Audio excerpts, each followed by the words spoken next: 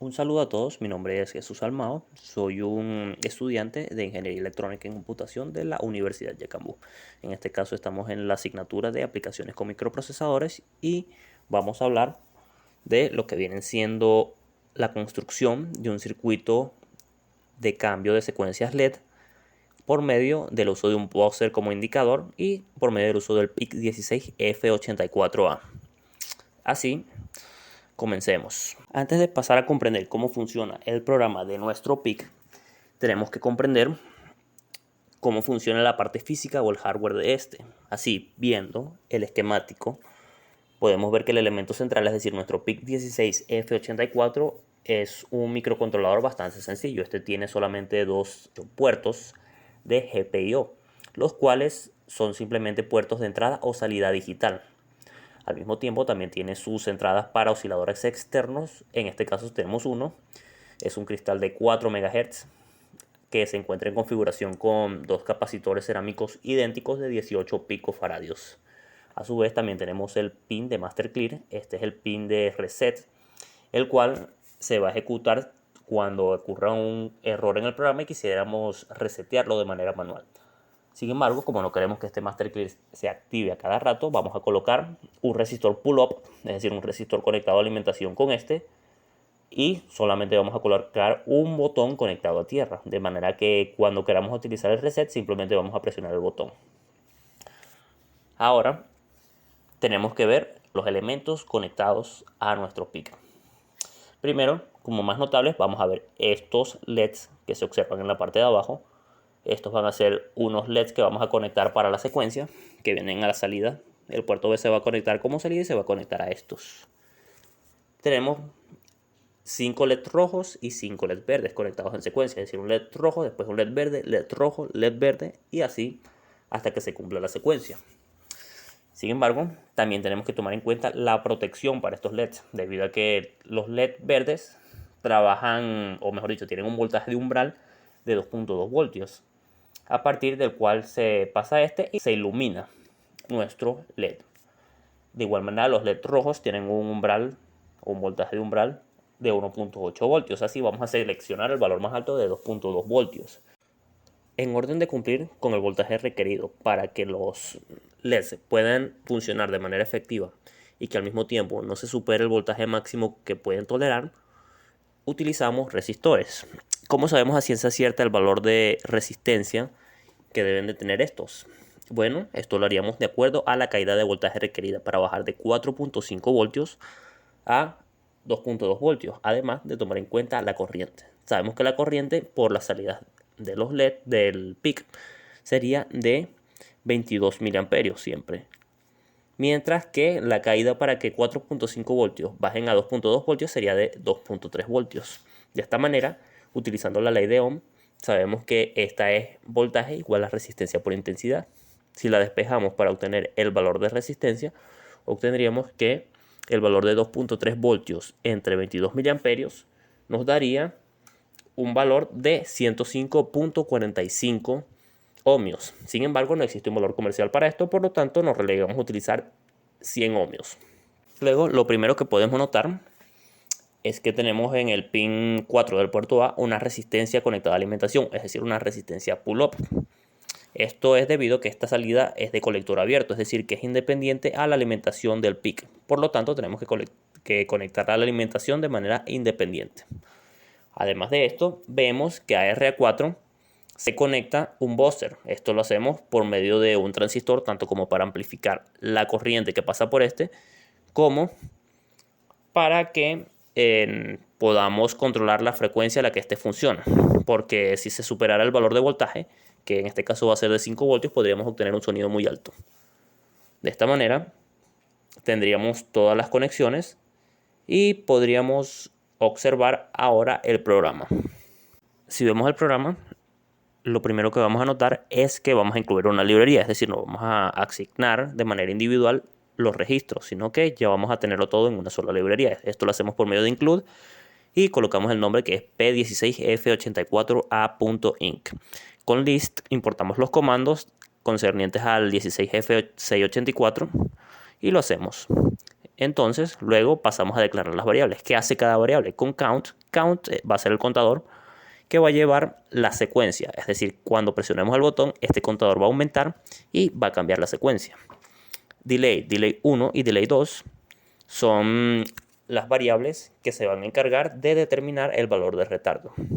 Y con tiempo 1 es que vamos a designar justamente el valor que vamos a pasar hacia todas estas variables dependiendo de la secuencia que tengamos. En este caso utilizamos los registros de propósito general que empiezan en el 0x0c. Luego utilizamos OR0 para indicar al programa que inicia justo en esta línea que está aquí. Aquí luego pasamos a configurar el PIC. Primero comenzamos colocando en alto el pin RP0 de status.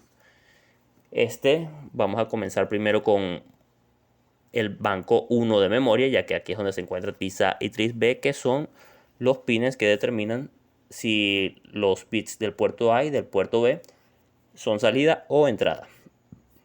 Es por esto que primero vamos a utilizar move LW, es decir, vamos a tomar el número de 255 en binario, teniendo 8 unos, y vamos a pasar esto por medio de move WF hacia TRIS-A, determinando todos los puertos de este puerto A como entradas. Sin embargo, también recordamos que como vamos a trabajar con 10 LEDs y que el puerto B solamente tiene 8 pines, tenemos que tomar prestados 2 pines adicionales, además de que tenemos que tomar otro pin para conectar al buzzer. Así, colocaremos el pin 2, el pin 3 y el pin 4 en bajo para determinarlos como salidas. Y de igual manera, utilizando Clear F, estaríamos colocando todos los pines del puerto B como salida. Luego volvemos al banco 0 de memoria colocando en bajo el pin 5 de status y limpiamos el puerto A, el puerto B y nuestro contador. Antes de poder ver cómo funcionarían las rutinas dentro de nuestro programa, vamos a dirigirnos a una subrutina muy importante, la cual es la de retardo, ya que con esta es que vamos a determinar cuánto dura el tiempo de encendido o ya sea de parpadeo de un LED en segundos. Aquí, si nos dirigimos a retardo, podemos observar que retardo 0, retardo 1, retardo 2 y retardo 3. Estas son rutinas dentro de retardo en las cuales las primeras 3 simplemente le vamos a tomar el valor del tiempo 1, al cual le vamos a designar algún valor de acuerdo a la secuencia y vamos a añadirlo a las 3 variables o los 3 registros concernientes al retardo, los cuales son delay 1 y delay 2. Luego, en retardo 3 es donde podemos ver a ciencia cierta cómo funciona nuestro retardo. Para entender primero cómo va a funcionar este retardo de acuerdo al retardo 3, tenemos que tomar en cuenta dos conceptos, los cuales son ciclo de máquina y ciclo de reloj. ¿Qué es un ciclo de máquina? Un ciclo de máquina es el tiempo que tarda un microprocesador o un microcontrolador en ejecutar una instrucción. Mientras que un ciclo de reloj vendría siendo el tiempo que dura entre la ejecución de un pulso del oscilador y el siguiente pulso. Además, tenemos que tener en cuenta que cada ciclo máquina tiene el equivalente a 4 ciclos de reloj, es decir, que se tienen 4 ciclos de reloj para la ejecución de cada instrucción. Así, si queremos saber cuál es el tiempo exacto que dura cada instrucción, tendríamos que utilizar la siguiente fórmula: 1 entre la frecuencia del oscilador entre 4. ¿Por qué la frecuencia del oscilador entre 4? Porque la frecuencia del oscilador equivaldría a nuestro ciclo máquina, el cual está compuesto por 4 ciclos de trabajo. Así estaremos calculando esto y al mismo tiempo, ¿por qué 1 sobre este valor? Porque estaríamos trabajando con el equivalente a un periodo. Estamos utilizando el inverso de la frecuencia y por lo tanto obtendríamos el periodo. Así, si utilizamos esta fórmula, por ejemplo en nuestro caso donde tenemos un oscilador de 4 MHz, lo que haríamos es que dividiríamos primero 4 MHz entre 4 y tendríamos 1 MHz. Y ahora si dividimos 1 entre 1 MHz, tendríamos que cada instrucción dura 1 microsegundo. Sabiendo esto, ahora podemos entender cómo va a funcionar este retardo. Primero, vemos que en retardo 3 las dos primeras instrucciones son instrucciones nulas, es decir, estas son instrucciones muertas o que no tienen una función. Simplemente sirven para gastar tiempo. Y aquí tendríamos 2 microsegundos y luego tomaríamos las siguientes 3 líneas. ¿Por qué? Porque estamos utilizando una instrucción que se llama DECFSZ. DECFSZ es una instrucción que sirve para decrementar en 1 algún registro, un registro que nosotros seleccionemos. En este caso sería delay 2 y de acuerdo al resultado que tengamos podrían pasar dos cosas. En caso de que tengamos el valor de 0, es decir, que decrementemos y tengamos el valor de 0, podremos saltar una instrucción. En caso de que no se cumpla esto, es decir, que el valor después de decrementar no sea 0, simplemente nos dirige hacia la siguiente línea. De esta forma también tendríamos que tomar estas tres líneas, con lo cual ya tendríamos 3 microsegundos. En total, si sumamos estos 2 microsegundos más 3 microsegundos, tendríamos 5 microsegundos. Ahora bien, si tomamos por ejemplo un valor de tiempo 1, que bien puede ser 50, para poner en práctica y ver cómo funcionan todos estos retardos, tomamos 50. Entonces nos dirigimos al primer DEC FSZ, que va a ser con delay 2. Sabemos que delay 2 tiene un valor de 50. Así, si hacemos el primer decremento, tendríamos que 50 baja a 49, lo cual no es 0. Por lo tanto, nos dirigiríamos de nuevo hasta retardo 3. Y esto va a hacer que un bucle se vaya ejecutando hasta que delay 2 llegue a 0. Esto se va a ejecutar ¿cuánto? 50 veces. Con lo cual ya tendríamos nuestro primer retardo. ¿De cuánto es este retardo? Vendría siendo de 5 microsegundos por nuestro valor de 50. Esto nos daría 0.25 milisegundos. Con lo cual tenemos un valor que todavía es demasiado pequeño y no sería perceptible para nosotros el cambio. Por lo tal, vamos a añadir otro retardo. Y aquí es donde viene la variable de delay 1. Vamos a utilizar otro DEC FSZ. En este caso tenemos de nuevo 50. Si bajamos de 50 a 49, de nuevo no se cumpliría esto.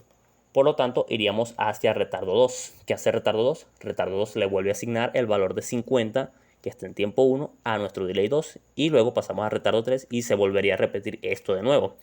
¿Qué pasa aquí? Aquí tendríamos 50 veces por otras 50 veces más debido al valor de delay 2.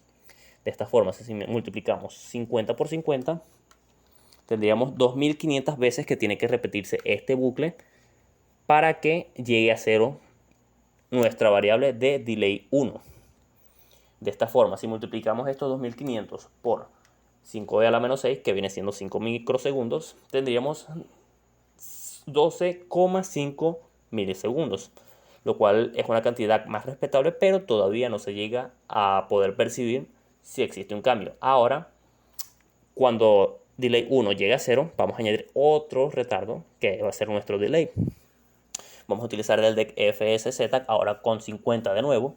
Bajamos de 50 a 49, por lo tanto no está en 0. Pasamos a retardo 1 y en retardo 1, ¿qué hacemos? Se le vuelve a asignar el valor de tiempo 1 a delay 1 y no solamente eso, sino que pasamos a retardo 2 y se le va a asignar de nuevo el tiempo 1 a delay 2. Entonces todo esto se va a repetir y luego vamos a tener 50 veces más que vamos a tener que multiplicar por las 2500 veces que ya teníamos. Entonces 50 por 2500 tiene un valor de 125.000. Entonces este 125.000 lo vamos a multiplicar por 5 microsegundos y tendríamos 0.625 segundos. Con lo cual por lo menos tenemos un valor de cambio que podemos percibir. Y finalmente utilizaremos el retorno. Así es como funciona el retardo. Ahora bien, ¿cómo seleccionamos el valor específico para nuestro retardo? Bueno, según nuestras indicaciones, tenemos que para la primera secuencia tendríamos que tener 2 segundos en el encendido de todos los LEDs y 2 segundos en el apagado. Es decir, el tiempo que duran apagados. En la siguiente secuencia tendríamos 0,5 segundos que viene siendo en el encendido de cada LED. En la 3 serían 0.75 segundos y en la secuencia 4 serían 0.25 segundos. Pero ¿cómo determinamos estos números en específico? Bueno, para esto vamos a utilizar unas subrutinas que en este caso vienen llamadas time 0, time 1, time 2 y time 3. Si tomamos en cuenta time 0, lo que vamos a hacer es que vamos a tomar el valor de count recordando que es el contador de la secuencia, y entonces vamos a aplicar un SOR LW. ¿Qué es lo que hace SOR LW? SOR LW toma el valor de un literal, es decir, un valor binario, hexadecimal o decimal, y luego aplica una operación de SOR con respecto a el valor que tengamos en nuestro registro de trabajo, que en este caso va a ser el valor de count. Luego, de acuerdo al valor que tengamos en SOR, es decir, de esta comparación, esto nos dará un 0 o un 1. En este caso, como estamos trabajando con un SOR, es decir, una operación de OR exclusivo, esta nos dará un valor de 1 solamente si tenemos valores opuestos al comparar los bits. Por ejemplo, Si tuviéramos un bit de 1 en count y utilizamos el SOR con este nos daría un valor de 1. ¿Por qué? Porque si tomamos el bit 1 y tomamos el bit 0, que viene siendo el del literal, esto nos daría dos valores opuestos. Por lo tanto, nos daría 1. Sin embargo, si tuviéramos el valor de 0, aquí nos daría un 0. ¿Por qué? Porque 0 y 0 no son valores opuestos, son el mismo valor y por lo tanto obtendríamos 0. Ahora bien, ¿cómo podemos utilizar este SOR? SOR funciona de una manera muy efectiva si lo utilizamos con el BTF-SS a un registro especial, es decir, un registro status, en este caso en el pin Z, el cual es un bit que funciona como una bandera. Esta es una bandera que nos indica que el resultado de una operación matemática nos dio 0 o nos dio 1. Por ejemplo, si una operación matemática anterior nos dio 0, Z se va a colocar en 1, y si una operación matemática previa nos dio 1, este Z se va a colocar en 0. En este caso, tomamos como ejemplo que count tenga un valor de 0. Utilizando el SOR, vemos que no tenemos dos valores opuestos y por lo tanto nos va a dar 0. Si esto nos da 0, significa que el Z se va a colocar en 1. El BTFSS, si un bit se encuentra en 1, hace que salte la instrucción y por lo tanto saltamos esta instrucción de GoToTimes1 y pasamos de una vez al MoveLW, es decir, pasando el literal de 34 a nuestro registro de trabajo y posteriormente pasándolo a tiempo 1 para determinar el retardo, para posteriormente retornar a la rutina desde donde se llamó nuestra subrutina. En caso de que no sea 0, es decir, que tengamos un 1, un 2 o un 3, esto significa que el valor de SOR nos dará 1. ¿Por qué? Porque tenemos un valor opuesto a 0. Entonces, esto nos va a dar un 1 y Z se va a colocar en 0. Entonces iríamos a GoToTime1 y nos pasa a la siguiente rutina, que es la de Time1. Time1 funciona de una manera idéntica a Time0, solamente que ahora en vez de utilizar un 0 como literal de comparación, utilizaríamos el 1. Y ahora, digamos que si tenemos el valor de 1 en count, al comparar ambos valores, tendríamos un valor de 0, porque 1 y 1 son el mismo valor y por lo tanto nos daría 0. Si SOR nos da 0, esto significa que Z se va a colocar en 1. Y con esto vamos a saltar la instrucción de GoToTime2 y vamos a pasar a la parte donde se le asigna el valor de 46 a la variable de tiempo 1 para posteriormente retornar a las rutinas desde donde se llamó a time 0. Sin embargo, si tuviéramos un valor distinto de 1, esto significa que SOR nos va a dar un valor de 1. Por lo tanto, Z nos da 0 y vamos a la siguiente rutina con GoToTime2. Ahora, Time2 funciona de la misma forma que 1 y 0, solamente que ahora en vez de usar un 1 o un 0, utilizamos 2 como número de comparación con el SOR.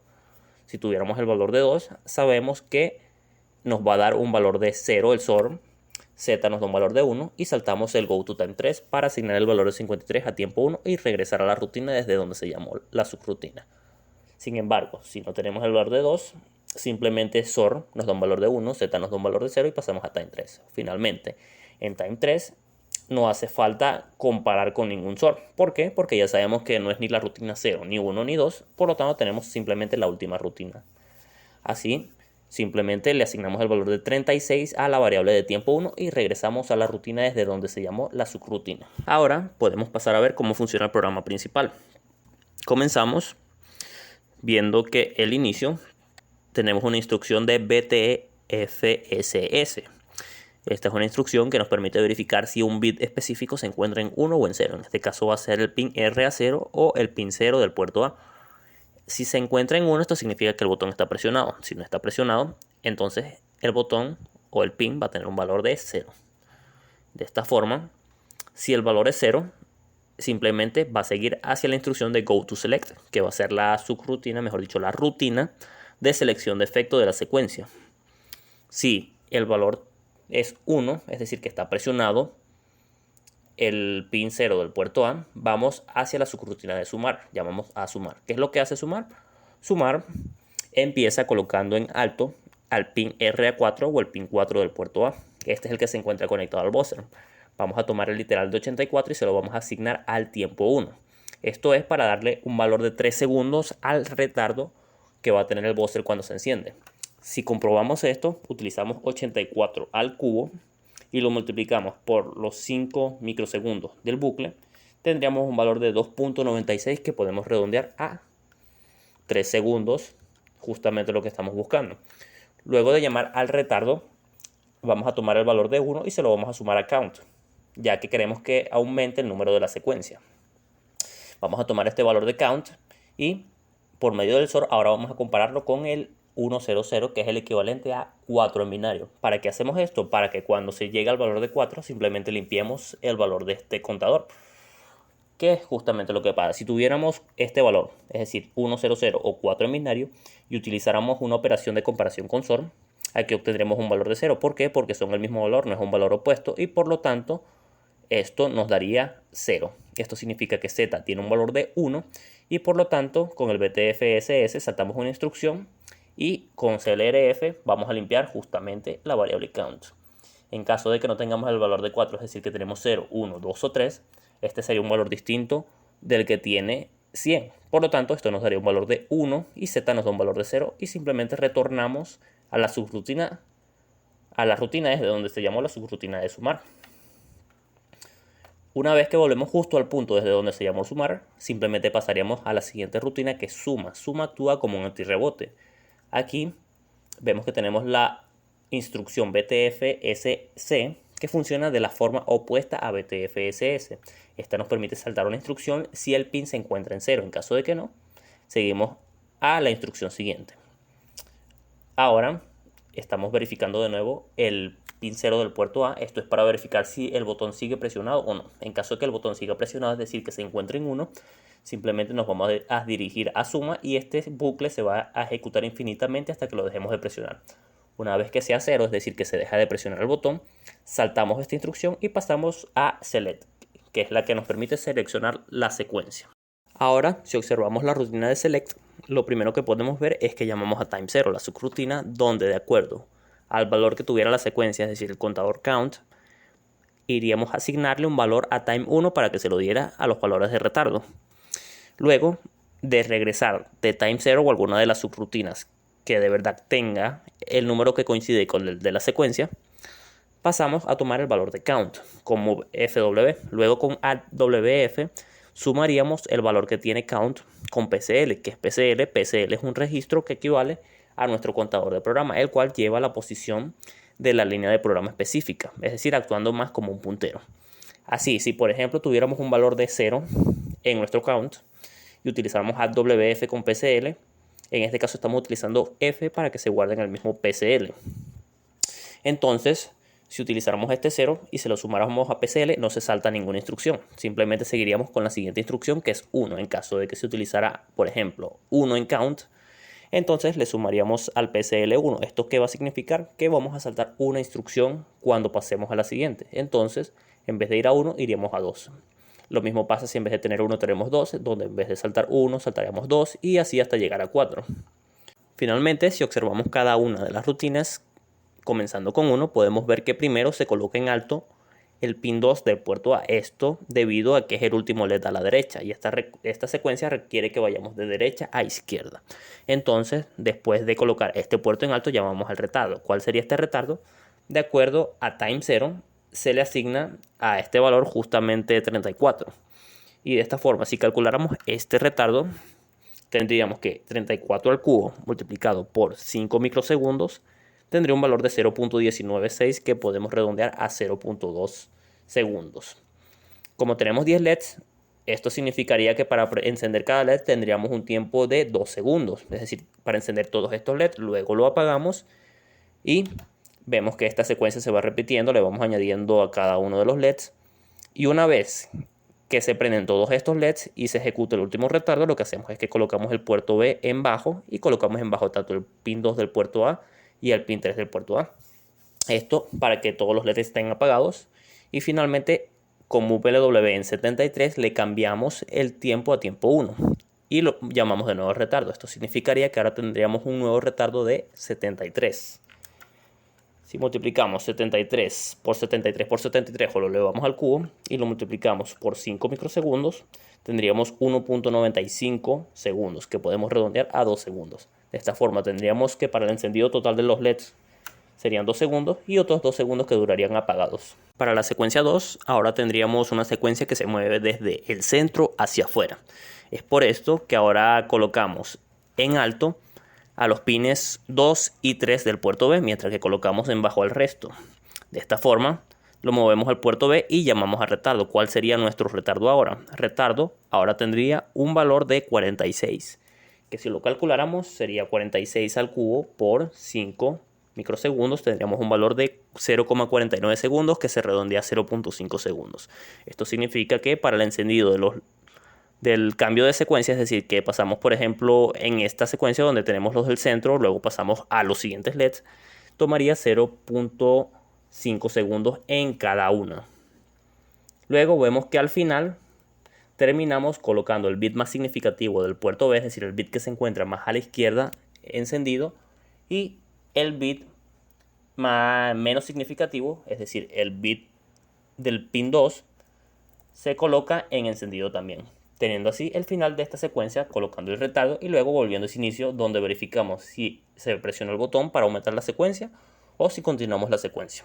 Ahora, si vemos la secuencia 3, esta es mucho más sencilla que las otras, donde simplemente tenemos que alternar entre dos estados. Uno donde están encendidos todos los LEDs rojos, en este caso serían el bit número 7, bit número 5, bit número 3 y bit número 1 de el puerto B, así como el pin 2 del puerto A.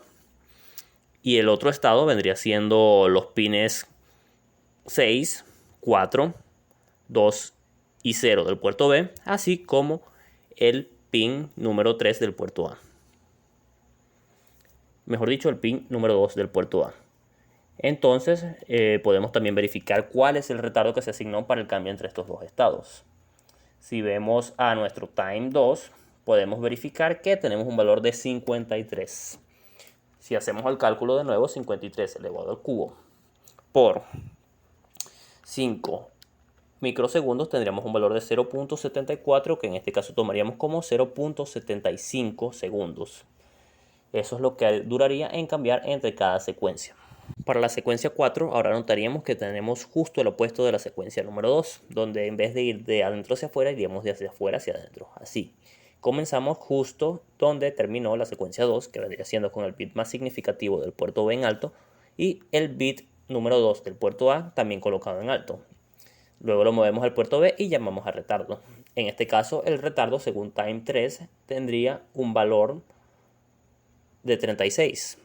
Así, aplicando los cálculos de nuevo, 36 al cubo multiplicado por 5 microsegundos, tendríamos un valor de 0,23 segundos. En este caso lo utilizaríamos como 0,25 segundos. Con lo cual tenemos que el cambio entre cada uno de los estados de la secuencia tendría 0,25 segundos entre cada uno. Así podemos notar que estos bits se van cada vez uniendo, es decir, van cambiando los bits hasta que se ve en el centro los bits 2 y 3 del puerto B y todos los demás están apagados. Una vez que conocemos cómo funciona todo nuestro programa, ahora sí podemos pasar a ejecutar en simulación nuestro circuito, donde si comenzamos podemos ver que tenemos al principio la secuencia número 1 ejecutándose. Aquí vemos que todos los LEDs se están encendiendo de uno en uno hasta llegar a todos encenderse. Luego se apagan y duran un tiempo de 2 segundos apagados. Aquí además podemos notar cómo se está cumpliendo el uso del resistor. Vemos que antes del resistor tenemos un voltaje de 4,54 voltios. Una vez utilizado el resistor, este baja a 2,26 voltios, que es justo lo que habíamos predecido. Además, notamos también aquí que se tienen los 22 miliamperios que salen de la salida digital y que una punta nos está indicando que el botón está en bajo con FLT. Además que en el pin RA4 tenemos una corriente mínima porque está en bajo. Esto se ve reflejado también en la entrada del transistor, donde este no se pone en conducción. Luego, si presionáramos el botón, aquí podemos observar cómo se detiene la secuencia un momento. El speaker se inicia, es decir, se enciende, suena por un tiempo aproximado de 3 segundos y vemos que la corriente aumenta. En este caso aumentó con una relación de casi 100 veces y vemos que se estaba consumiendo tanto el voltaje. Esto significa que el voltaje ahora puede pasar de colector a emisor y que el buzzer ahora puede funcionar normalmente. Esto se va a repetir para cada efecto de la secuencia, es decir, para cada secuencia. Así, si presionamos para la siguiente secuencia, vemos que estamos cambiando entre una y otra.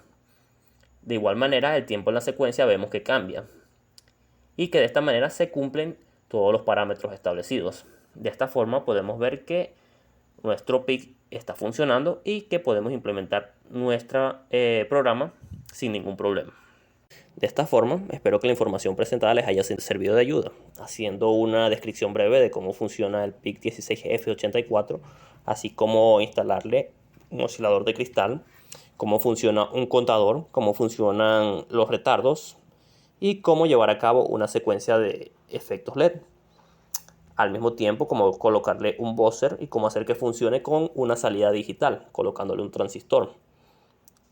Podemos notar cómo se lleva a cabo todo este proceso y espero que esta información les pueda servir para que la puedan aplicar en sus propios proyectos de manera experimental, siempre teniendo en cuenta las medidas necesarias para proteger tanto al equipo como a usted, que viene siendo el operador. De esta forma, les agradezco por su atención.